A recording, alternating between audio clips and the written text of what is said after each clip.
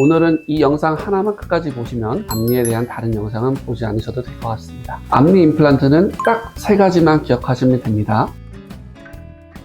안녕하세요. 임플란트 치과 원장 김문기입니다. 오늘은 임플란트 중에서도 앞니에 대한 이야기를 해볼 거예요. 우리 치아 중에 얼굴의 첫인상을 가로짓는 간판 역할을 하는 치아가 어떤 치아일까요? 네, 바로 이 앞니라 할 수 있죠. 그래서 요즘 같은 경우는 라미네이트도 많이 하시고 또 앞니 교정도 많이들 하시는데 그만큼 첫인상이 굉장히 중요한 부분이라고 할 수 있어요. 앞니는 단순히 예쁘기만 해서 되는 그런 치아라고 생각할 수 있는데 사실은 그렇지 않습니다. 생각보다 훨씬 더 중요한 역할을 많이 하고 있어요. 그래서 오늘은 앞니가 왜 중요한지, 그리고 왜 앞니 임플란트를 아무 병원에서는 하면 안 되는지 자세하게 설명드리겠습니다.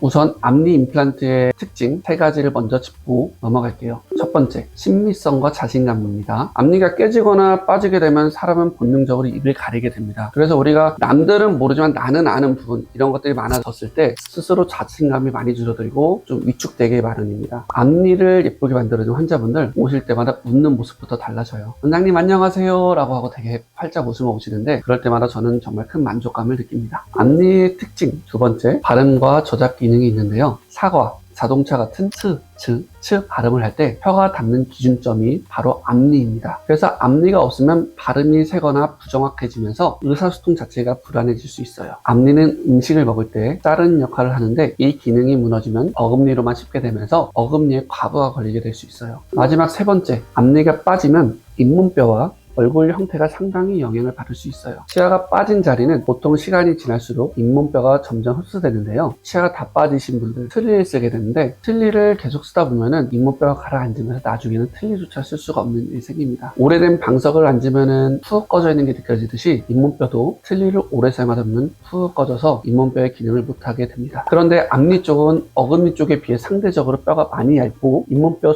흡수 속도가 상당히 빠르기 때문에 앞니가 빠진 채로 오래 방치되면은 잇몸 라인이 무너지고 얼굴 형태가 변하고 나중에는 임플란트 자체가 어려질 수가 있어요. 그래서 앞니는 골든타임을 놓치지 않는 것이 굉장히 중요하다고 할 수 있습니다.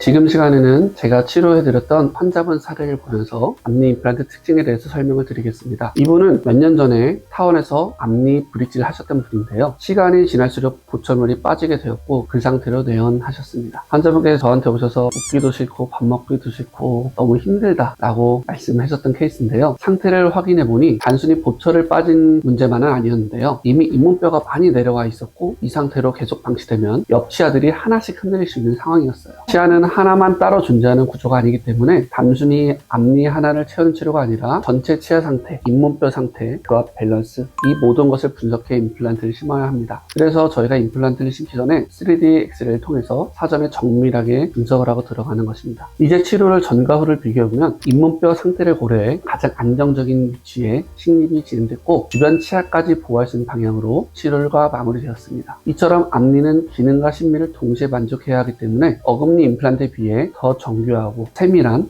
치료가 필요합니다.